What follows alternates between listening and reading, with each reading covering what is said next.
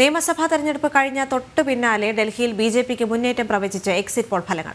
Aam Aadmi party ഇഞ്ചോടിഞ്ച് പോരാടുമെന്ന survey ഫലങ്ങൾ വ്യക്തമാക്കുമ്പോൾ രാജ്യതലസ്ഥാനം കോൺഗ്രസിനെ പൂർണ്ണമായും തഴഞ്ഞു. ഡൽഹിയിലെ 70 മണ്ഡലങ്ങളിലേക്ക് നടന്ന തെരഞ്ഞെടുപ്പിന്റെ ഫലം ശനിയാഴ്ചയാണ് പ്രഖ്യാപിക്കുക.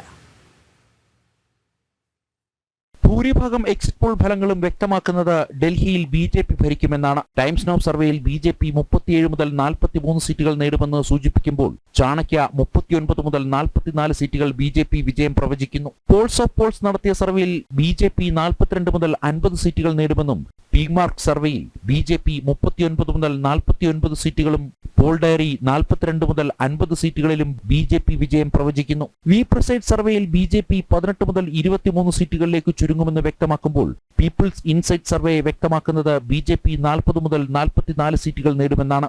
മൈൻഡ് ബ്രിങ് സർവേയിൽ ബിജെപി 21 മുതൽ 25 സീറ്റുകൾ ഒതുങ്ങുമെന്നും സൂചിപ്പിക്കുന്നു. ഡൽഹിയിൽ ദുരന്തമൊഴിയുന്നു എന്നാണ് ബിജെപി സംസ്ഥാന അധ്യക്ഷൻ വീരേന്ദ്ര സച്ദേവ എക്സിറ്റ് പോൾ ഫലങ്ങളോട് പ്രതികരിച്ചത്.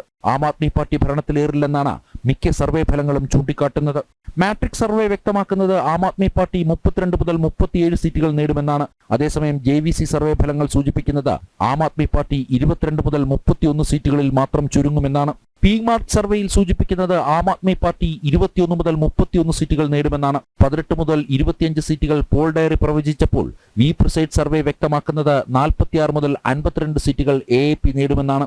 25 മുതൽ 28 സീറ്റുകളാണ് ആം ആദ്മി പാർട്ടിക്ക് ചാണക്യ പ്രവചിച്ചത്. 25 മുതൽ 29 സീറ്റുകൾ Aam Aadmi party നേടുമെന്ന് people's insight സർവേയും വ്യക്തമാക്കുന്നു. അതേസമയം പുറത്തുവന്ന സർവേ ഫലങ്ങളെല്ലാം സൂചിപ്പിക്കുന്നത് പരമാവധി കോൺഗ്രസിന് 2 സീറ്റുകൾ വരെ നേടാനാകുമെന്നാണ്. എന്നാൽ ഭൂരിഭാഗം സർവേ ഫലങ്ങളും കോൺഗ്രസ് സീറ്റുകളൊന്നും തന്നെ നേടില്ല എന്നും സൂചിപ്പിക്കുന്നു. ജനം, ഡൽഹി.